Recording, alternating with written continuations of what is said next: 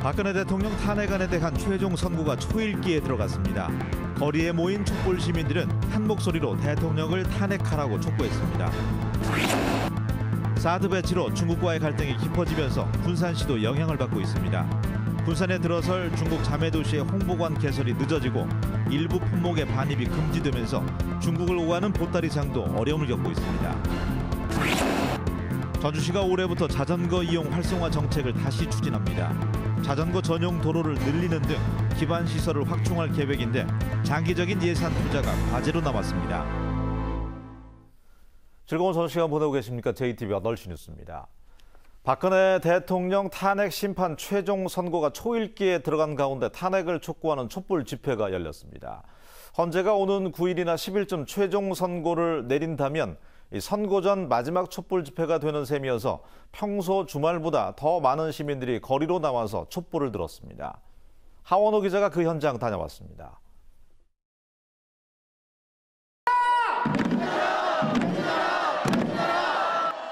탄핵안 인용이냐 기각이냐 운명의 한 주를 앞두고 광장은 다시 촛불로 바다를 이뤘습니다. 시민들은 한 목소리로 탄핵을 통해 박근혜 대통령을 파면하고 즉각 구속하라고 촉구했습니다. 지금 이 상황은 모든 국민이 박근혜 대통령의 탄핵을 인용을 원하고 있습니다. 헌재는 그에 따라서 국민의 뜻을 받들어 반드시 인용이 이루어져야 되고 대통령 탄핵이 끝이 아니라며 황교안 권한대행의 퇴진과 부역자 처벌, 재벌 개혁 등 적폐 청산이 필요하다는 목소리도 높았습니다.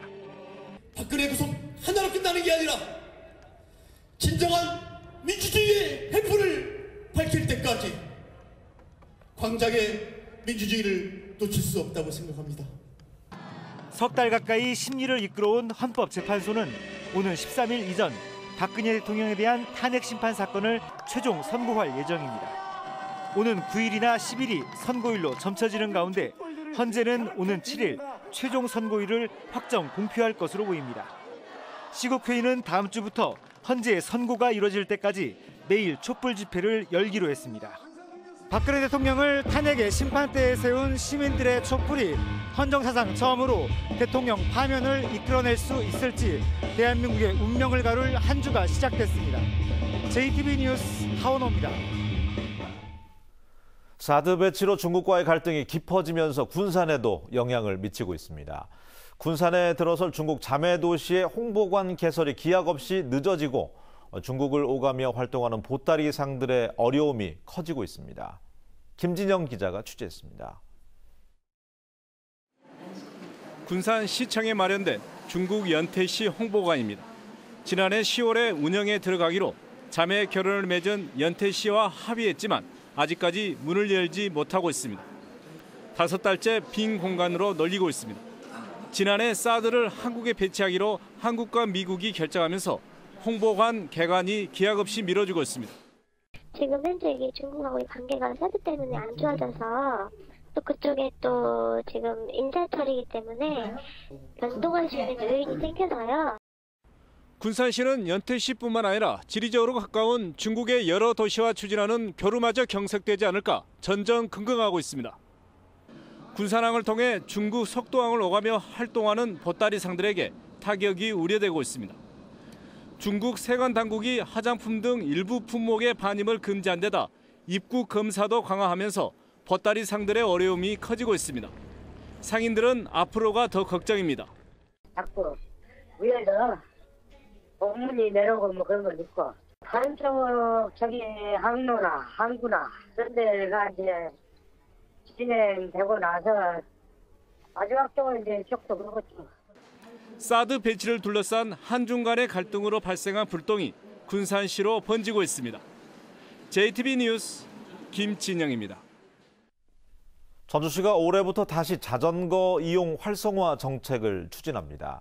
장기적인 대책과 정책 의지, 예산 투자가 과제로 지적됩니다. 권대성 기자입니다. 신도시민 혁신도시의 자전거 전용 도로입니다. 인도와 분리돼 있고 폭도 1.5m가량으로 자전거를 타는 주민들의 만족도가 비교적 높습니다. 자전거 도로가 보행자랑 자전거 도로랑 분리가 돼 있어가지고 서로 충돌이 없이 잘 탈 수 있는 것 같아요.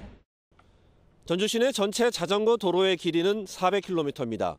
이 가운데 자전거 전용 도로는 5%인 16km에 불과합니다. 교통수단에서 자전거가 차지하는 비율도 초라합니다. 지난 2010년 2.7%이던 게 지난해에는 오히려 1.8%로 떨어졌습니다. 전주시가 자전거 타기 좋은 도시를 만들겠다면서 기반 시설 구축에 들어갑니다. 지금껏 인도에 만들던 무늬만 자전거 도로가 아니라 차로를 좁히거나 줄여서 자전거만 다니는 길을 차도 양쪽에 만듭니다. 올해 길인대로 11km를 시작으로 10년 넘게 걸쳐 144km를 만든다는 구상입니다. 4차선 이상의 도로 어떤 그 분석을 통해서 32개의 노선을 크게 약 200억의 예산을 들여서 자전거 전용 차로 또는 전용 우선 도로로 조성할 계획이고요. 관건은 일관된 정책 의지입니다. 이미 전주시의 자전거 정책은 2000년대 초중반까지 강하게 추진됐다가 시들해진 적이 있습니다. 효율적인 예산 투자도 과제입니다. 당장 올해부터 4년간 220곳에 설치하려던 무인 공영 자전거 대여소는 한 해 유지비만 수십억 원인 다른 시도의 상황에 재검토되고 있습니다. JTB 뉴스 권대성입니다. 대선 주자들의 포퓰리즘 공약이 잇따르자 이를 막는 법안이 발의됐습니다.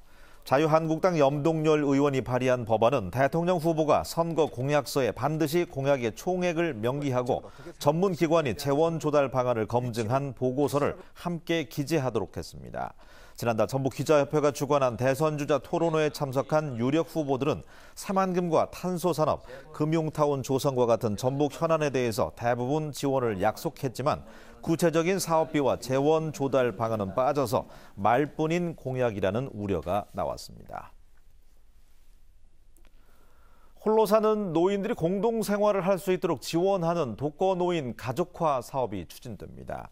전라북도는 올해 26억 원을 들여서 경로당과 주택 등 52곳을 수선해서 홀로 사는 노인들이 이곳에서 함께 생활할 수 있도록 지원키로 했습니다. 학생 인권 침해 사례의 절반은 교사의 체벌과 폭행인 것으로 나타났습니다. 전북교육청 학생인권교육센터가 지난 2년간 조사한 123건의 학생 인권 침해 사례를 조사한 결과 체벌과 폭행 등 폭력으로부터 자유로울 권리를 침해당한 사건이 52%에 이르는 것으로 집계됐습니다. 이 밖에 수치심 유발과 폭언 등 인격권 침해가 22%를 차지했고 양심의 자유, 두발 관련 사항이 11%로 그 뒤를 이었습니다. 올해 전북 지역 농지 매입 비축 사업에 160억 원이 투입됩니다. 한국농어촌공사 전북본부는 고령이나 질병으로 은퇴나 전업을 희망하는 농업인의 농지를 사들이는 농업구조 개선에 160억 원을 투입하기로 하고 상반기에 80%를 지원할 계획입니다. 농어촌공사가 사들인 농지는 20, 30대 지원자와 전업농 육성 대상자, 후계 농업 경영인에게 임대되며 지역별 임대 가능 농지는 농지은행 홈페이지에서 조회할 수 있습니다. 백제세계유산센터가 익산, 부여 등의 백제 유적을 대상으로 세계유산 확장 등재를 추진합니다. 백제세계유산센터는 익산과 부여, 공주 등 14개 유산을 중기 대상으로 19개 유적은 장기 대상으로 분류해서 오는 7월 문화재청에 잠정 목록 등재를 신청하기로 했습니다. 또 보존 관리에 민간 참여를 유도하고 일본 등 외국 관광객을 대상으로 다양한 관광 상품을 개발할 계획입니다. 전주시가 취약계층을 직접 찾아가서 무료로 세무 상담을 해줍니다. 전주시는 마을 세무사로 활동하는 26명이 소상공인 밀집 지역과 골목 상가 등을 찾아가서 세무 상담을 무료로 해주기로 했습니다. 상담 신청은 주민센터 등을 통해서 할 수 있습니다. 날씨입니다. 3월의 첫 주말인 오늘 전북은 임실의 낮 기온이 16도까지 오르는 등 포근한 봄 날씨가 이어졌습니다. 절기상 경칩인 내일도 대체로 맑다가 오후부터 구름이 많아지겠습니다. 내일 아침 최저 기온은 전주가 영상 1도 등 영하 3도에서 0도, 낮 기온은 11도에서 13도의 분포를 포근하겠습니다. 미세먼지 농도도 보통 수준으로 나들이 하기에 문제가 없겠습니다. 전주기상지청은 다음 주 월요일 오후부터 구름이 많아지겠지만 대체로 맑고 포근한 날씨가 이어질 것으로 내다봤습니다. 뉴스를 마칩니다. 편안한 시간 보내시기 바랍니다. 고맙습니다.